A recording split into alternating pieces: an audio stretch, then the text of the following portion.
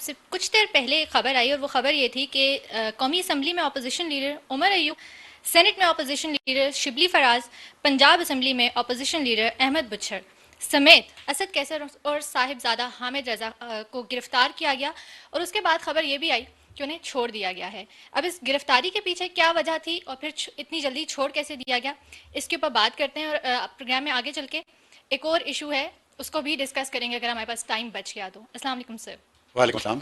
Sir ये कुछ गर्म कुछ ठंडी खबरें, ये क्या है? ये अरेस्ट हुआ और उसके बाद रिलीज भी मौसम हो भी गया। ऐसा ही है ना, कुछ गर्म हो हाँ, जाता है, कभी ठंडा हो जाता है, कभी स्मॉग ज़्यादा आ जाती है, कभी स्मॉग कम आ जाती है। मौसम के साथ मैच करें। और मैच कर रही हैं खबरें भी। और ये स्मॉग जो है ना, ये बड़ी ख़तरनाक चीज़ है। और ये लोगों को ज़हनी तौर पे हमें बताना चाहिए, तैयार करना चाहिए कि बहुत अरसे तक रहेगी।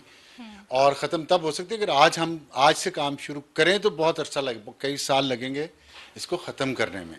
जिस तरह की अर्बन डेवलपमेंट लेकिन है हाँ, ये तो एक बिल्कुल अर्बन बहुत अरसे डेवलपमेंट है। तक और रहनी। पब्लिक ट्रांसपोर्ट पे के साथ जितनी तकलीफ है हमारी अशराफिया को, और फिर जजेस जो स्टे ऑर्डर दे देते हैं ऐसे प्रोजेक्ट पे, साल साल फैसला रिजर्व किए रखते हैं, उसके नुकसान तो फिर ऐसे ही ना। पब्लिक ट्रांसपोर्ट जब तक नहीं होगी अच्छी क्वालिटी की। हाँ एग्जैक्टली, बहुत तो ऑर्डिनरी पब्लिक बाकी अब ट्रांसपोर्ट। बात करी सियासत की। यस। देखें, आपने बड़े दुखी दिल के साथ लोगों को बताया कि गिरफ्तार हो गए थे और फिर उनकी रिहाई भी हो गई। तो ये रिहाई इतनी जल्दी नहीं होती। अगर गिरफ्तारी नहीं हुई थी, गिरफ्तार हुए थे लेकिन गिरफ्तार नहीं हुए थे, कैसी बात है।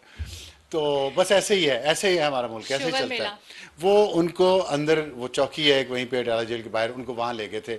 उनको बेसिकली असल मकसद ये था कि उन्हें थोड़ी देर वहाँ बिठाया। उन्होंने कहा जी हम आपको गिरफ्तार करने लगे हैं, करने जा रहे हैं, ये वो कर लिया वगैरह वगैरह। गिरफ्तार नहीं किया, कोई पेपर में कागज़ में कुछ नहीं है ऐसा। वो सिर्फ इसलिए था कि जेल का मुलाकात का टाइम होता है 4 बजे तक, शाम 4 बजे तक। शाम 4 बजे तक उन्हें वहाँ बिठाया और उसके बाद छोड़ दिया। जब जेल में मुलाकात का वक्त ख़त्म हो गया कानून के मुताबिक, तो उन्हें छोड़ दिया। तो बस मतलब ये था कि मुलाकात नहीं करवानी नहीं थी। करवानी। और ये मुलाकात नहीं करवानी थी। इससे क्या जाहिर होता है? इससे ये जाहिर होता है कि जो अभी आपने गर्म की बात की है ना, जो ठंडा पानी गर्म। गर्म हो गया है, मजीद दोबारा गर्म हो गया है। अच्छा। क्योंकि जो बीच में कोशिशें हो रही थी कि खान साहब समझ जाएं, बुशरा बीबी को रिहा किया गया, अली खान को रिहा किया गया, तो वो बड़े बयान दे रही थी। आज भी उन्होंने बयान दिया, उस पर भी हम बात करेंगे। लेकिन फिर बुशरा बीबी को रिहा किया गया कि वो अलीमा खान को काउंटर करें और साथ खान साहब कुछ से बात करें, उन्हें समझाएं। अली मीन गंडापुर तो बहुत अरसे से समझा रहे हैं कि आप मुफाहमत की तरफ आएँ, मुल्क को आगे लेके चलें, लड़ाई से कुछ नहीं मिलेगा। लेकिन अब ये लग रहा है कि वो जो एफर्ट्स थी वो इतनी कामयाब नहीं रहीं। और उसमें ये हुआ है कि जो गिरफ्तार करने का या उनको कस्टडी में थोड़ी देर रखने का मकसद ये था कि मुलाकात नहीं करवानी थी। और उसकी वजह ये है कि खान साहब का जो कल का ट्वीट है, उन्होंने मीडिया से बात भी की और फिर ट्वीट भी हुआ, आपने भी वो पढ़ा होगा, जिसमें उन्होंने कहा है कि नवंबर के महीने में ही सबको कॉल दूंगा। और जिसकी तस्दीक आज अलीमा खान ने भी की है। उन्होंने भी कहा कि नवंबर के महीने में ही आखिरी कॉल दी जाएगी। और अली मीन गंडापुर ने भी हाँ, आज इससे पिशावर पहले में कहा है। जलसे में भी कह चुके हैं अली अमीन जी, गंडापुर के आज इसी पिशावर में फिर महीने उन्होंने कहा में है। ये हो जाएगा फाइनल। आज पिशावर में फिर कहा है अली मीन गंडापुर ने कि जी इसी महीने ही खान साहब डेट देंगे। डेट खान साहब ने देनी है, अच्छा। इसी नवंबर में ही देनी है। तो अब जो खान साहब ने कल बड़े वाज़ेह तौर पे कहा कि हमने इस बार लोग वापस घरों को नहीं जाएंगे और हमारा एहतजाज आइन, अदलिया और जमहूरियत को आज़ाद करवाना है। मतलब वो वही बात हमारे प्रोग्राम में भी, मेरे सवाल में भी वो फरमा रहे थे उस दिन। मेरा ख्याल है कि वलीद इकबाल थे कि जैसे बांग्लादेश में हर जगह से लोग निकल आए हैं, पूरे पाकिस्तान में लोग निकल आए हैं, तो फिर क्या कर लेंगे, हम पुरअमन रहेंगे, किसी के घर में नहीं एंटर होंगे, लेकिन लोग बाहर आ जाएं सड़कों पे, तो फिर हुकूमत को अपनी पॉलिसी बदलनी पड़ेगी, खान साहब को रिहा करना पड़ेगा। तो ये जो प्लान है ना, इस प्लान के जब उन्होंने कल बात की है मीडिया से खान साहब ने, और फिर उसके बाद खान साहब के जो ट्विटर हैंडल है वो पता नहीं कहाँ से चल रहा है, उस पर भी वही बात आई। तो उसके बाद फिर आज ये हुकूमत ने ये इक़दाम किए हैं और उन्होंने फिर मुलाकात नहीं करवाई होने दी। क्योंकि अगर मुलाकात होती, आज हेयरिंग भी थी एक केस की अदालत में, वो भी नहीं हुई। हाँ, वो क्योंकि भी अगर मुलाकात होती तो प्रोसिक्यूटर फिर जनरल एक के नाम पॉलिटिकल किया था। स्ट्रेटजी बनती है, जितने आपने नाम लिए, अली मोहम्मद खान थे, उमर अयूब शिबली फराज, अली मोहम्मद खान गिरफ्तार नहीं हुए लेकिन गए थे और उनकी मुलाकात नहीं हुई। असद कैसर है, साहबजादा हामिद रज़ा है, अहमद बुचर है, ताकि ये बैठ के अगर पॉलिटिकल स्ट्रेटजी को बनाएंगे, किस तरह लोगों को कहाँ से निकालना है, किस दिन निकालना है, इस्लामाबाद में कौन से दिन कौन सा फंक्शन हो, मतलब ये भी तो वो कोइंसाइड करते हैं ना कि इस्लामाबाद में जिस दिन कुछ हो रहा हो इस्लामाबाद में, उसी दिन कोई ना कोई हंगामा या एहतजाज किया जाए। तो वो उसको काउंटर करने के लिए हुकूमत ने आज ये किया है कि उनको कस्टडी में ले लिए थोड़ी देर के लिए ताकि मुलाकात ना हो सके और खान साहब कोई स्ट्रेटजी ना फाइनलाइज कर सकें उस एहतजाज की जो आखिरी होगा, जब जिसमें उन्होंने कहा कि लोग फिर घरों को वापस नहीं जाएंगे। तो ये एक सिचुएशन तो है। ये कॉल आपके ख्याल में जो स्वाबी जलसा था उसमें क्यों नहीं दी गई? उसमें भी तो दी जा सकती थी। यही कहा जा रहा था कि इस स्वाबी जलसे के अंदर फैसला हो सकता है कि किस दिन निकलना है। ये देखिए ये बहुत बड़ा सवाल है और उससे पहले मुलाकातें भी खान साहब से हो चुकी थी। तो वाटर्स उसमें टेस्ट कर रहे थे कि इसमें भी क्राउड निकलता है, उसमें लोग निकलते हैं या नहीं निकलते। उसमें नहीं, ये एक तो क्राउड भी देख रहे थे, कुछ चीज़ें इंटरनेशनल लेवल पे भी चल रही हैं जिसकी इतलात नहीं है सब लोगों को। कुछ इंटरनेशनल प्रेशर भी डालने की या डलवाने की कोशिश हो रही है पाकिस्तान के जो यहाँ पे लोग हैं जो इस सारे इशू को हैंडल कर रहे हैं अच्छा। कि उसके ज़रिए इमरान खान की रिहाई हो जाए, लोग सड़कों पे ना लाने पड़ें, क्योंकि लोगों को सड़कों पे लाना एक बहुत बड़ा काम होता है, बहुत पैसा इन्वॉल्व होता है, बहुत एफर्ट इन्वॉल्व होती है। वर्कर्स वैसे ही मायूस हो चुके हैं और वो उनका एतबार भी वो नहीं रहा जो लीडरशिप बाहर है उस पर। तो सलमान अकरम राजा बगैर नोटिफिकेशन के जनरल सेक्रेटरी हैं। बैरिस्टर गौहर जो हैं वो चेयरमैन हैं, वो नोटिफिकेशन उनका हुआ है लेकिन उनके इख्तियारात अली मीन गंडापुर इस्तेमाल कर रहा है। तो अब शेख वकास अकरम जो इंफॉर्मेशन इंफॉर्मेशन सेक्रेटरी हैं उन्होंने एक अपनी अलग से दुकान चलाई हुई है। फवाद चौधरी अलग से ही एक 1.5 ईंट की मस्जिद अलग बनी हुई है। 1.5 ईंट की मस्जिद लगा के बैठे हुए हैं। वो लड़ाइयाँ कर रहे हैं, जो पीटीआई के लीडर बाहर बैठे हुए हैं, जो बाहर बैठे हुए हैं वो कुछ चंदे इकट्ठे कर रहे हैं, कोई वहाँ से बैठ के वो आग लगाने की कोशिश कर रहे हैं, लोगों को बाहर निकालने की कोशिश कर रहे हैं। पाकिस्तान में खुद बाहर बैठे हैं, लोगों को कह रहे हैं अपने बच्चों को बाहर निकालें। वहाँ जो अमेरिकन नई हुकूमत आ रही है प्रेसिडेंट ट्रंप की, उसके ट्वीट्स रीट्वीट्स किए जा रहे हैं, उनकी तस्वीरें रीट्वीट कर रहे हैं। मतलब वो अब उनको उन्होंने, मैं सोशल मीडिया तो आप बहुत देखती हैं, मैं भी कभी कभी देख लेता हूँ, तो उसमें लोग कह रहे हैं कि नया अब्बा ढूंढ रहे हैं पीटीआई वाले। मतलब मैं इस बात पे वो मजाक बनाया हुआ उन्होंने कि अब ट्रंप आ गया। अब लेकिन देखिए ट्रंप की जो सियासत है ना उसको भी समझना बहुत ज़रूरी है, पीटीआई को भी, हुकूमत को भी और पाकिस्तान में जो ताकतवर इदारे हैं उनको भी, कि ट्रंप जो फील्डिंग सेट कर रहा है ना वो बड़ी ख़तरनाक है पाकिस्तान के लिए और पाकिस्तान के मफादात के लिए। उसको मुझे नहीं समझ आती कि पीटीआई कैसे कैश करवा सकेगी अपने फ़ायदे के लिए, और अगर अपने फ़ायदे के लिए कैश करवाया पीटीआई ने, जो पीटीआई को बहुत उम्मीद है, तो पीटीआई उसके बदले में क्या वादे करेगी, क्या देगी अमेरिका को? ये बड़ा अहम सवाल है और इसका जवाब पीटीआई को ट्रांसपेरेंट होना चाहिए कि अगर वो खान साहब को छुड़वाने के लिए ट्रंप एडमिनिस्ट्रेशन का दबाव पाकिस्तान पर डलवाते हैं, मुदाखलत करवाते हैं, तो उसके बदले में वो अमेरिका को क्या देंगे? Will you explain it a bit more? मैं एक्सप्लेन करता हूँ। देखें, ट्रंप ने जो अपनी टीम मुंतखब कर रहा है उसमें जो सीआईए का वो सरबरा लेके आया, सीआईए दुनिया की सबसे बदनाम और बड़ी इंटेलिजेंस एजेंसी है, जासूस इदारा है, और वो हुकूमतें गिराते बनाते हैं दुनिया में, ये बात भी है। उसका जो हेड लेके आया उसका नाम है काश पटेल।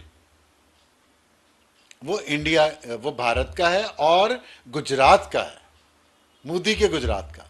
आपको मैंने बताया था ना मोदी और ट्रंप की दोस्ती, और मोदी ने जो पाकिस्तान के साथ अचानक मौक़िफ़ सख्त कर लिया है और क्रिकेट टीम को भिजवाने से इनकार कर दिया आईसीसी ट्रॉफी में, चैंपियंस ट्रॉफी में।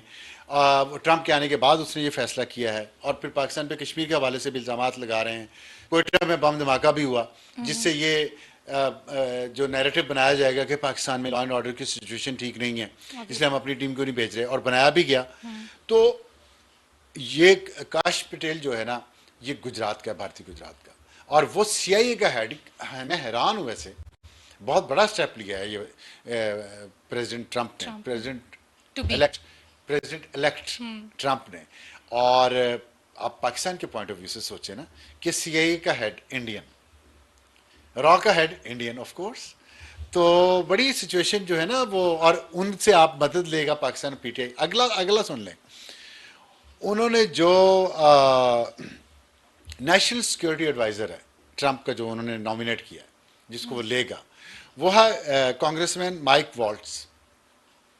अब माइक वॉल्ट जो है, वो जो कांग्रेस है, जो यूएस की कांग्रेस है, उसका वो जो उनकी पार्लियामेंट है, उसमें इंडियन कॉकस है, जो इंडियन इश्यूज पे, जो इंडिया की दोस्त है फॉर एग्जांपल, या इंडिया के मफादात के लिए एक पार्लियामेंटेरियंस का जो ग्रुप है, वो उसके मेंबर हैं। और उसमें वो इंडिया की हर बात पे सपोर्ट करते हैं। इंडियंस के साथ उनके बहुत गहरे ताल्लुकात हैं, और वो नेशनल सिक्योरिटी एडवाइजर बने हैं। और अजीत डोवल इंडिया का नेशनल सिक्योरिटी एडवाइजर है, मोदी का। तो आप देखें, ये दो बंदे मैंने आपको बता दिए। अब तीसरा उन्होंने सेक्रेटरी ऑफ स्टेट, जो वजीर खारजा होता है, वो सेनेटर मार्को रूबियो, उसको नॉमिनेट किया। सेनेटर मार्को रूबियो, यह नाम याद रखिएगा, वो अमेरिका का वजीर खारजा बनेगा, और जाहिर है उससे वास्ता तो पड़ेगा पूरी दुनिया का। और वो किस लिए जाना जाता है, किस काम के लिए अपने लिए जाना जाता है? वो इस काम के लिए जाना जाता है कि जो उसका ये मौकफ है खुला हुआ, और इस पे वो काम के सेनेटर है ना, तो सेनेटर में उसने इस पे बहुत काम किया है कि चाइना और पाकिस्तान को काउंटर करने के लिए हमें इंडिया को सपोर्ट करना चाहिए। वो मुसलसल कई सालों से इस थ्योरी पे काम कर रहा है, प्रपोज करता है, प्रमोट करता है इस बात को, बिल्स को, ऐसी कानून साजी को वो प्रमोट करता है मार्को रूबियो, जो वज़ीर खारजा होगा, कि इंडिया को मजबूत करें, इंडिया को सपोर्ट करें, इंडिया को इमदाद दें, इंडिया को असलहा दें, बेचें उसको अपने कैंप में लेके आएं, ताकि हम चाइना और पाकिस्तान को काउंटर कर सकें, और पाकिस्तान के खिलाफ दहशतगर्दी के मामला पे ये तीनों लोग जो इनका मौक़िफ़ एक है। मैंने वैसे कहीं ये भी चीज़ पढ़ी कि पाकिस्तान के लिए जो नॉमिनेशंस हो रही हैं इंडिया के अंदर, there is nothing for PTI, लेकिन ये जिस तरीके से आप सारी पॉलिटिक्स गिनवा रहे हैं, कौन कह रहा है नथिंग? मैंने ट्विटर के ऊपर ये चीज़ पढ़ी कि there is nothing for PTI, जैसे पीटीआई होप करी थी ना कि ट्रंप की गवर्नमेंट आ जाएगी, वो लोग, लेकिन ये तो उल्टी पड़ रही है सारी मुझे चीज़। बहुत अच्छा लगा ये जान के कि आप पढ़ते भी हैं, और आप उन लोगों को पढ़ती हैं जो सेन वॉइसेस भी हैं, और जो ये कह रही हैं कि पीटीआई बहुत ज़्यादा उम्मीद ना लगाए, क्योंकि अमेरिकन प्रेसिडेंट और उसकी एडमिनिस्ट्रेशन की अपनी प्रायोरिटीज़ हैं। उनकी प्रायोरिटी खान ही है। जैसे हमारे यहाँ बाद लोग झूठ बोले जा रहे हैं टीवी पे बैठ के कि खान की तस्वीरें दिखा के ट्रंप ने वोट लिए हैं पाकिस्तानियों के, हालांकि उसने इमरान खान का जिक्र एक बार भी नहीं किया। सच ये है। अब आप झूठ बोल के जो मर्जी फैलाते रहें, व्यूज़ लेने के लिए, डॉलर कमाने के लिए, या रेटिंग लेने के लिए, तो वो आपकी मर्जी और आपका ज़मीर है। और लोगों को इतना शायद सेंस होना चाहिए कि एआई से जनरेट होती हैं बहुत सी चीजें, नहीं, तो आप कम से कम लेकिन डिफरेंशिएट सेंस, कर अगर लें। इतने सीनियर लोगों को सेंस नहीं है इतने तजर्बे के बाद, तो फिर मेरा ख्याल है कि सहाफत तो फिर मुर्दा होगी ना।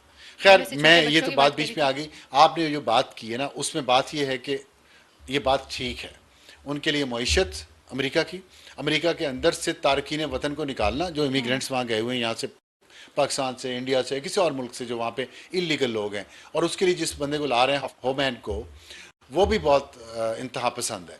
तो अमेरिका का ये इश्यूज हैं, वहाँ पे जो क्राइम्स हैं अमेरिकन सोसाइटी में, जो बॉर्डर कंट्रोल उन्होंने करने हैं, वो फिर जाके मैंने कहा था यूक्रेन वॉर है, फिर इसराइल का इशू है, फिर पता नहीं और कितने इश्यूज हैं, फिर उसके बाद पाकिस्तान के लिए वो क्या करते हैं क्या नहीं करते। लेकिन अगर वो करेंगे तो वो जो मर्चेंट ऑफ वीनस ने कहा था ना कि वही बात है कि पाउंड ऑफ फ्लैश पाकिस्तान को देना पड़ेगा इस कर्ज को उतारने के लिए, इमरान खान की रिहाई के लिए। अगर डोनाल्ड ट्रंप या उसकी एडमिनिस्ट्रेशन पाकिस्तान में मुदाखलत करती हैं, तो इसके बदले में पीटीआई एज अ सियासी जमात, या जब वो इक़्तिदार में आती है, तो इक़्तिदार में आके, हुकूमत में आके, वो बदले में अमेरिका को क्या देगी।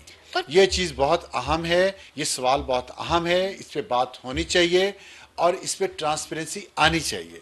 यही खान साहब भी चाहते हैं, यही जमहूरियत की वो बात करते हैं, यही ट्रांसपेरेंसी है जमहूरियत में अकाउंटेबिलिटी है। तो ये चीज़ें कार्ड जो है ना, ये टेबल पे आने चाहिए।